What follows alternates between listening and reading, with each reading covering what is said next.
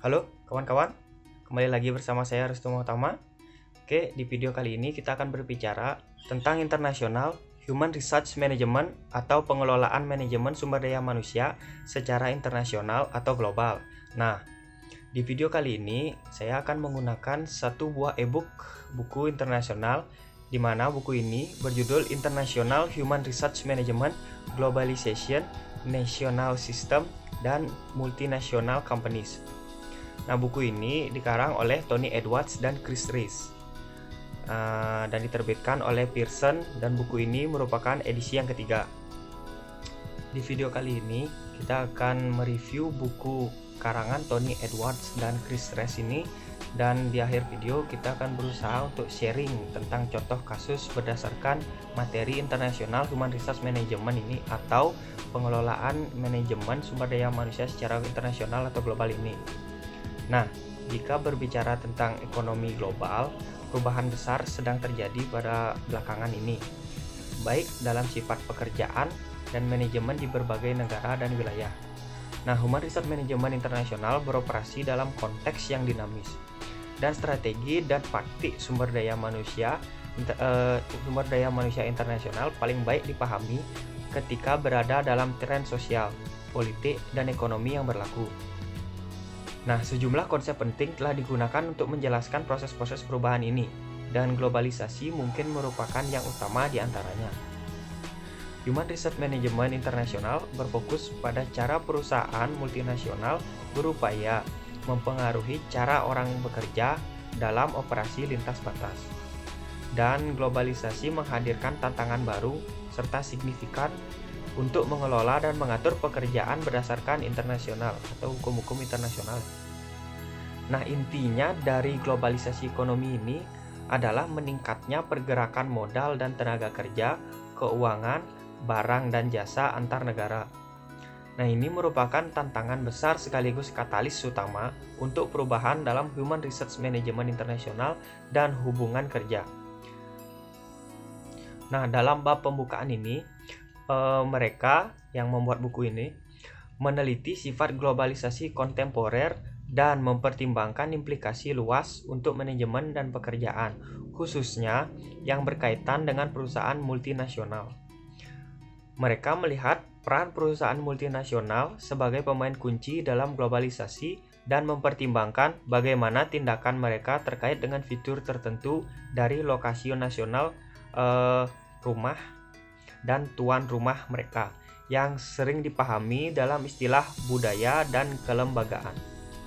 Ini melibatkan memperhatikan politik globalisasi, melihat perusahaan multinasional sebagai aktor politik,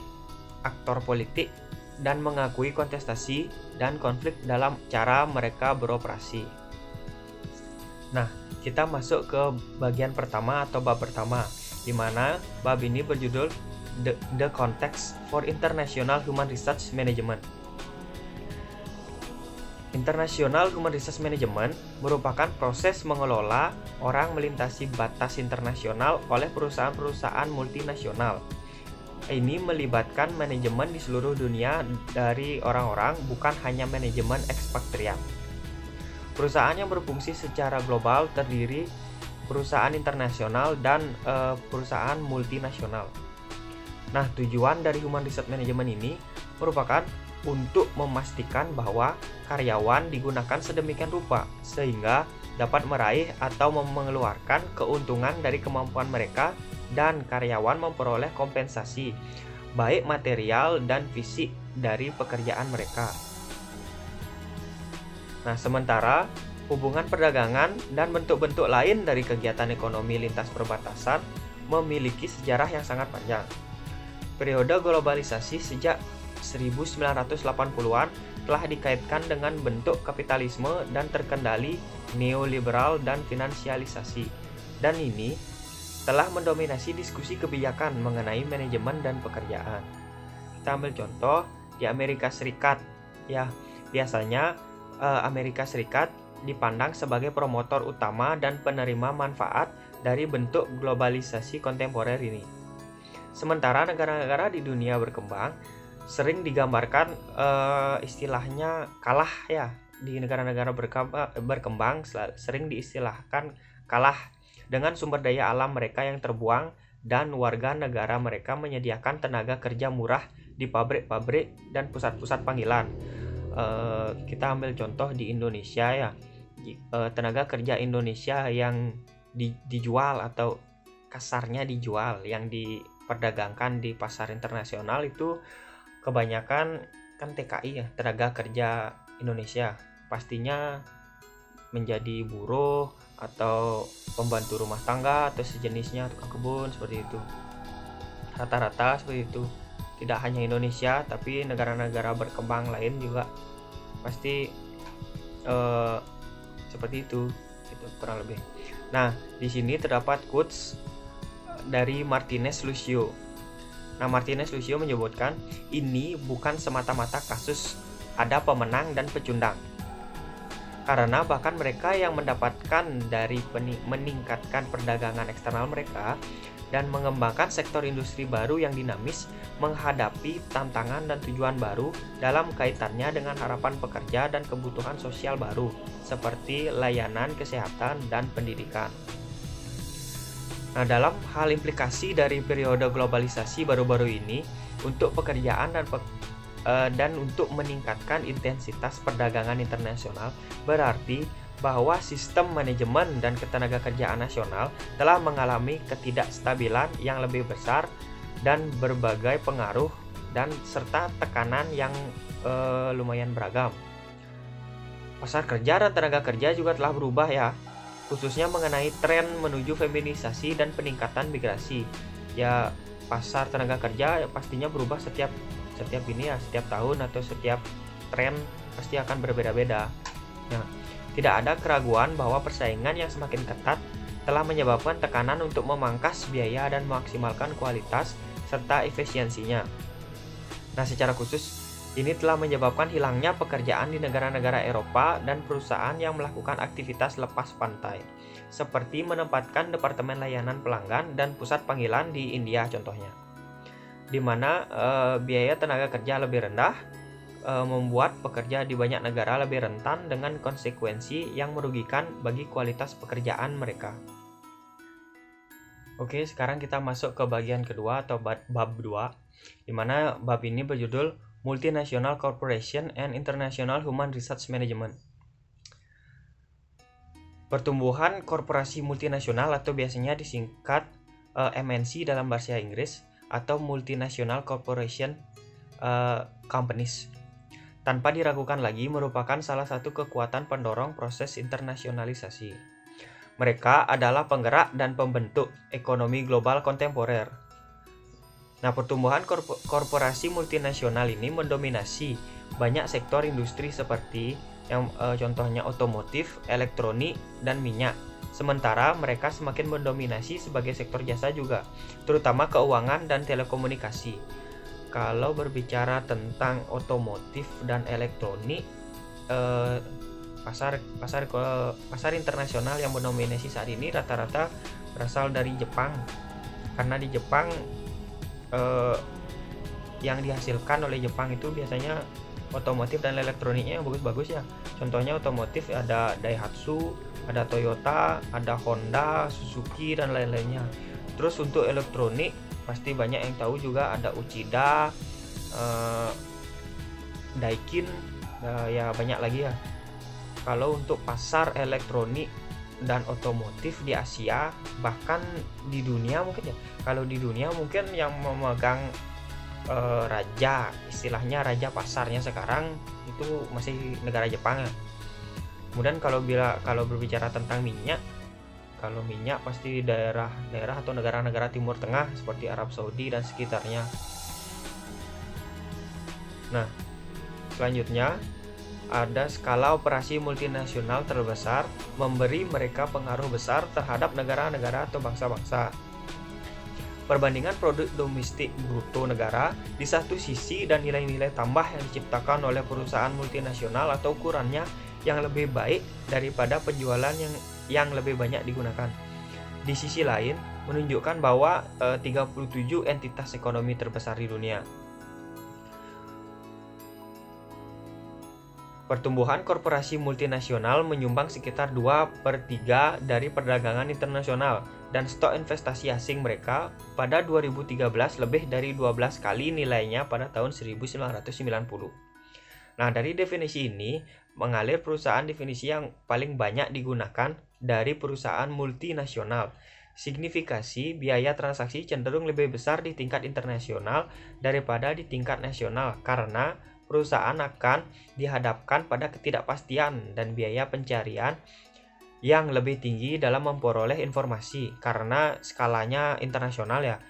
Lebih banyak informasi yang dibutuhkan dan yang ada juga jika skalanya itu melebihi satu negara, itu internasional.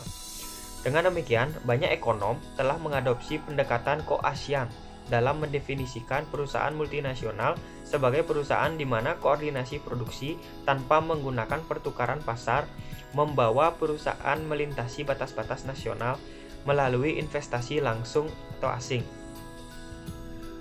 Fokus di sini adalah pada kepemilikan sah atas operasi di setidaknya dua negara sebagai fitur yang menentukan apa yang merupakan multinasional. Kemudahan suatu praktik dapat disebarkan di suatu perusahaan multinasional sebagian dibentuk oleh ketergantungannya pada struktur ekstra perusahaan yang suportif dan khas.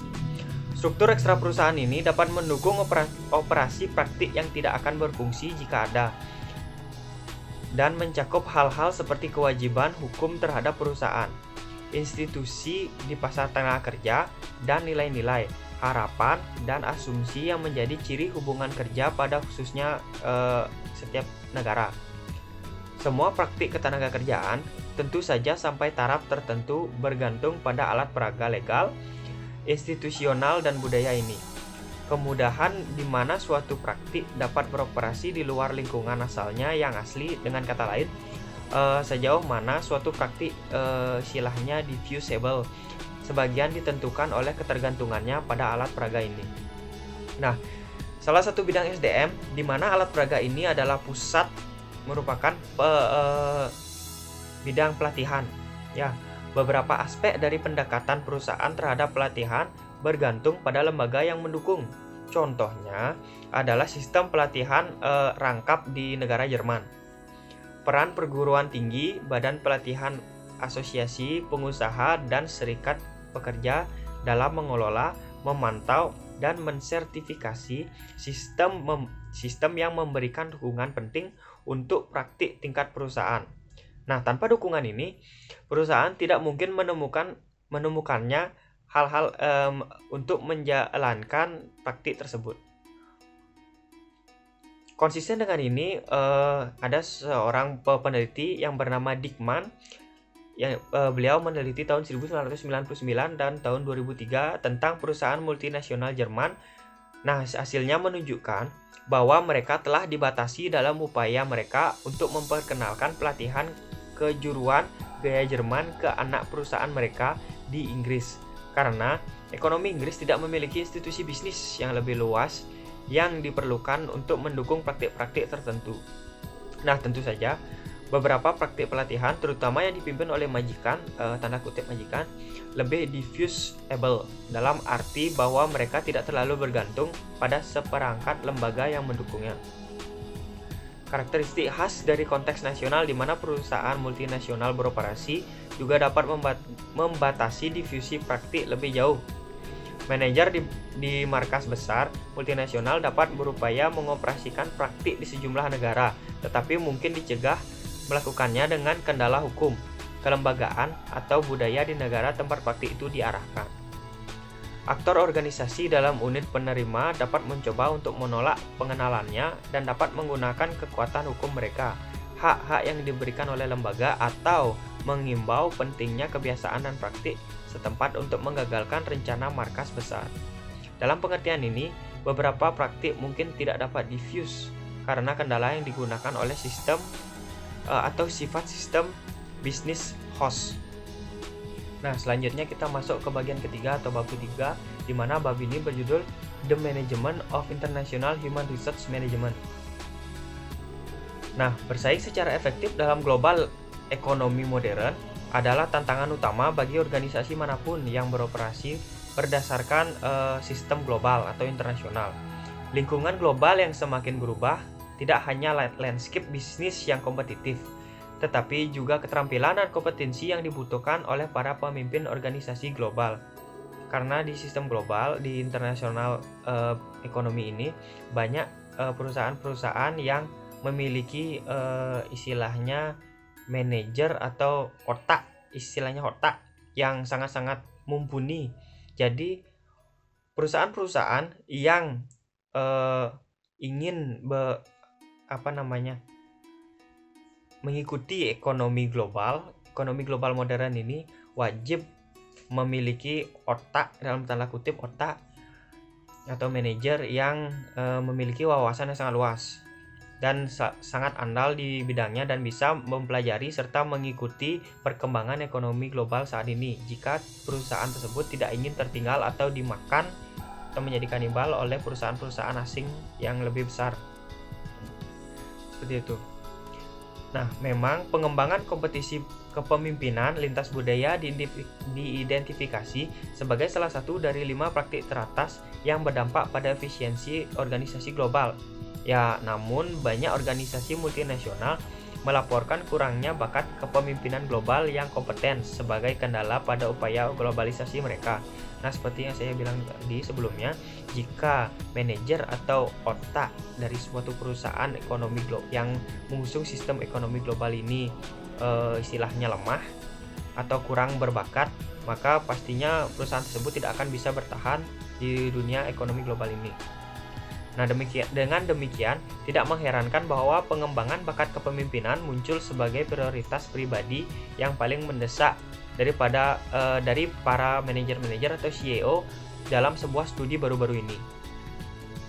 Memang pengembangan bakat kepemimpinan global dibatasi oleh fakta bahwa banyak perusahaan multinasional gagal mengembangkan bakat kepemimpinan dari luar negara markas secara efektif.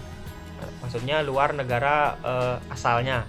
Misalnya kalau perusahaan dari Indonesia, dari luar negara Indonesia seperti itu. Tetap menjadi kasus bahwa sebagian besar perusahaan multinasional dipimpin oleh warga negara dari negara asal, yang mencerminkan kegagalan sistem bakat global untuk beroperasi secara efektif. Ini juga mencerminkan pencetakan sistem bisnis nasional rumah pada multinational companies saat berkembang secara global, yang pada gilirannya memberikan hak istimewa kepada warga negara-negara asal dalam struktur kepemimpinan organisasi. Ini adalah salah satu tantangan utama yang dihadapi perusahaan multinasional dalam menyeimbangkan tekanan untuk integrasi global dan responsif lokal.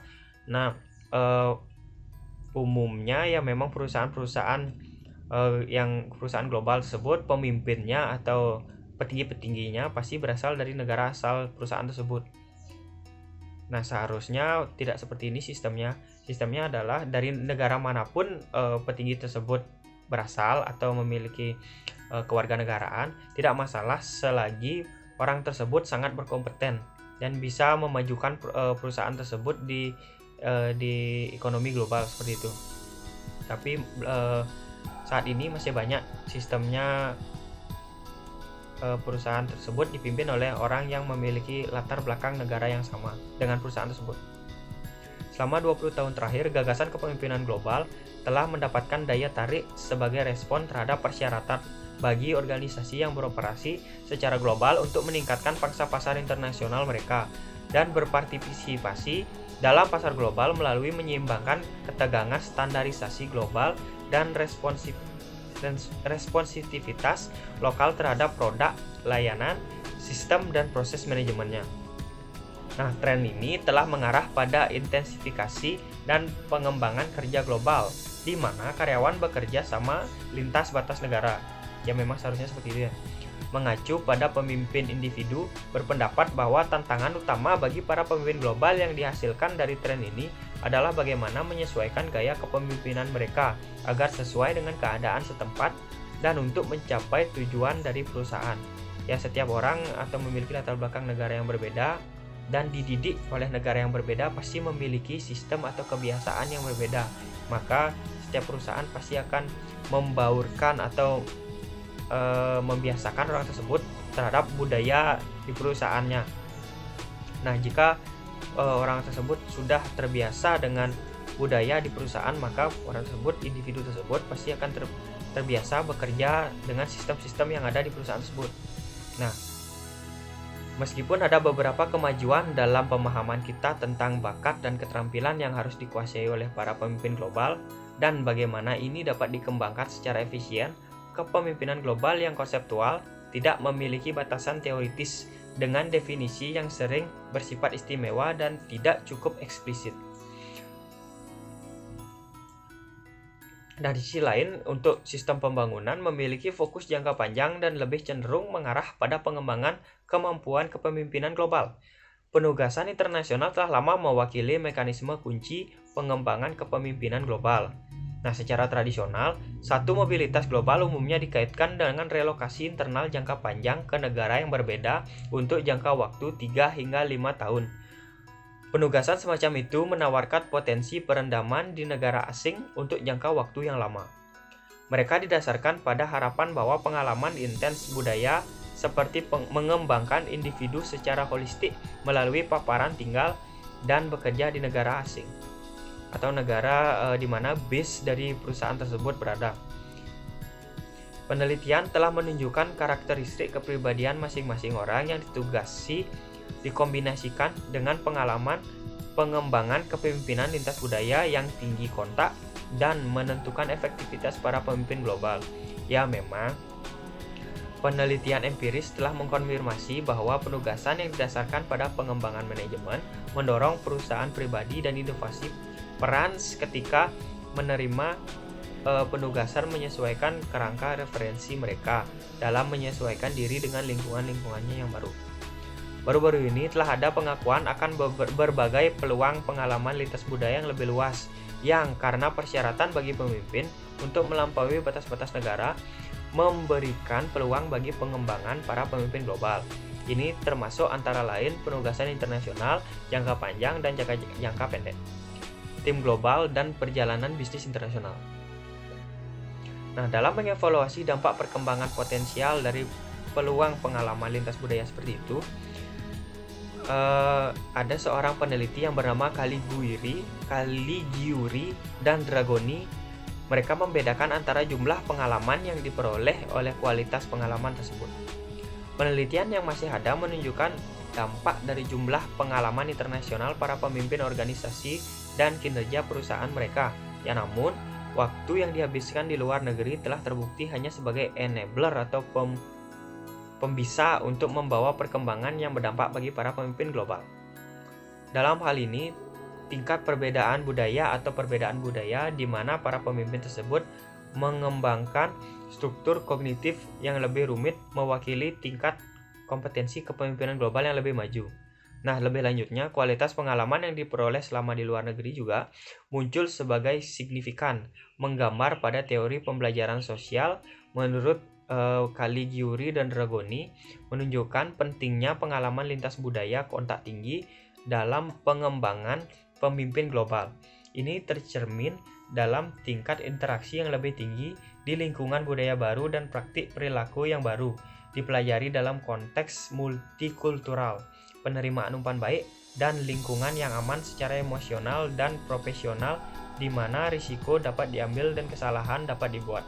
Lebih jauhnya, semakin banyak individu terlibat dalam pengalaman pembelajaran lintas budaya kontak tinggi, semakin besar kesempatan mereka untuk mereproduksi dan memperbaiki perilaku baru untuk penerapan selanjutnya. Nah, untuk mempersingkat waktu, kita sekarang berbicara tentang contoh kasusnya. Nah, contoh kasus ini saya mengambil sebuah perusahaan multinasional yang bernama Coca-Cola. Coca-Cola merupakan salah satu perusahaan multinasional yang sangat sukses ya, dengan cabang-cabangnya mendekati 200 negara dan lebih kurang 80% lebih pendapatannya datang dari bisnis di luar Amerika. Coca-Cola diterima sebagai perusahaan global. Bagaimanapun, Coca-Cola cenderung menggambarkan dirinya sebagai perusahaan multi-lokal seperti yang terjadi pada kantor pusat di Atlanta, tetapi kantor pusatnya dapat berada di mana-mana, yang menghadirkan image Coca-Cola dengan wajah lokal di setiap negara tempat mereka berbisnis. Nah, filosofi yang digunakan oleh Coca-Cola adalah berpikir global, dan bertindak lokal, yang menggambarkan mentalitas manajemen Coca-Cola. Strategi bisnis utama Coca-Cola adalah kebebasan meniru operasional yang cocok sesuai dengan tingkah laku dari pasar sasarannya. Pada saat yang sama, perusahaan mencoba membangun pola pikir yang sama tentang pembagian karyawannya. Coca-Cola mengatur operasi globalnya melalui 25 divisi operasi yang terorganisasi di bawah 6 kelompok regional, di mana kelompok regional ini terdiri dari Amerika Utara, kemudian Eropa, Asia Pasifik, kemudian Timur Tengah, Afrika, dan terakhir Amerika Latin. Fungsi perusahaan manajemen sumber daya manusia adalah menyatukan semua divisi yang berbeda ke dalam keluarga Coca-Cola. Pencapaian manajemen sumber daya manusia perusahaan dengan dua cara. Yang pertama adalah mempropagandakan filosofi umum sumber daya manusia di antara perusahaan. Kemudian, yang kedua, membangun kelompok internasional level eksekutif untuk tanggung jawab manajemen senior di masa datang. Salah satu misi kelompok sumber daya manusia perusahaan dengan membangun dan mendirikan sebuah filosofi di seluruh dunia yang mana bisnis lokal dapat membangun pelatihan sumber daya manusia. Contohnya, untuk mendapatkan kebijakan standar kompensasi untuk semua operasi nasional. Coca-Cola memiliki filosofi kompensasi yang sama. Total kompensasi harus kompetitif dengan perusahaan terbaik di pasar lokal. Nah, sebenarnya mutu atau filosofi dari Coca-Cola ini dimana yang tadi dijelaskan bahwa berpikir global dan bertindak lokal itu menurut saya sangat mengena ya di masyarakat. Soalnya dimanapun Coca-Cola itu ada, pasti tidak merasa bahwa perusahaan tersebut adalah perusahaan luar. Pasti dia masyarakat merasa bahwa Coca-Cola tersebut merupakan perusahaan atau produk dari perusahaan lokal. Nah, sistem-sistem yang digunakan oleh Coca-Cola ini sangat-sangat menurut saya sangat efektif, karena bayangkan saja di setiap vending machine atau setiap toko atau setiap warung kecil sampai besar pasti ada Coca-Cola. Nah, kita anggap contoh sebagai negara Jepang ya. Negara Jepang itu terkenal dengan vending machine-nya. Untuk kita ambil contoh vending machine minuman dingin. Nah, vending machine di Jepang itu ada setiap 50 meter atau mungkin kurang dari itu ya. Pokoknya setiap sudut, setiap sisi itu pasti ada vending machine untuk menjual minuman. Nah, di setiap vending machine tersebut hampir seluruhnya itu ada Coca-Cola. Bahkan di tempat yang tidak hanya tempat-tempat ramai, karena vending machine di Jepang itu tidak selalu ada di tempat ramai, bahkan di gang-gang sempit pun juga ada vending machine tersebut. Nah, di setiap vending machine itu pasti ada Coca-Cola atau produk-produk dari perusahaan yang sama dari Coca-Cola ini. Nah, itu artinya bahwa Coca-Cola itu menjamah ke seluruh kalangan masyarakat, dan harganya juga tidak begitu mahal ya. Harganya merakyat dan siapapun bisa beli. Kalau masalah rasa, siapapun suka dengan Coca-Cola. Padahal sebenarnya kalau dicari mungkin 50% ke atas itu nggak tahu bahwa apa sih sebenarnya Coca-Cola itu. Selain dari soda, itu sebenarnya rasanya apa sih, cola itu apa gitu. Pasti banyak yang masih belum paham apa itu Coca-Cola. Tapi kalau Sprite, Fanta itu kan banyak orang yang tahu bahwa Sprite itu lemon contohnya. Kemudian Fanta itu Fanta strawberry atau Fanta jeruk atau apel, anggur kan banyak itu Fanta ya. Nah, kalau Coca-Cola ini kan cola. Banyak yang belum tahu apa itu cola, belum paham apa itu cola, tapi mereka tetap suka dengan minuman dingin Coca-Cola ini. Itu alasannya yang disukai ya karena rasanya, kalau dari rasa itu tidak begitu manis dan ada rasa asin dan asamnya. Kemudian yang paling disukai oleh orang-orang penikmat Coca-Cola pastinya adalah sodanya. Ketika diminum itu mereka merasakan sensasi yang menyengat. Kira-kira seperti itu. Nah, dari pernyataan-pernyataan yang sudah saya jelaskan atau saya paparkan di atas tadi, bisa kita menarik beberapa kesimpulan. Nah, kesimpulan yang pertama, yaitu manajemen sumber daya manusia atau global internasional adalah penggunaan sumber daya manusia internasional untuk mencapai tujuan organisasi tanpa memandang batasan geografis. MSDMI ini bertujuan agar perusahaan multinasional tetap dapat berjalan dan beroperasi maksimal di negara yang berbeda-beda dengan manajemen sumber daya manusia yang ada, sehingga sumber daya manusia yang dipekerjakan dapat tetap bekerja dengan maksimal secara mereka dapat menyesuaikan diri dengan lingkungan mereka bekerja. Ya, kurang lebih seperti itu sih kesimpulan yang dapat saya tarik. Nah, dengan berakhirnya kesimpulan yang saya jelaskan tadi, nah berakhir juga video ini karena durasi yang diminta juga tidak begitu panjang. Jadi dengan ini saya akhiri videonya. Sampai jumpa next video.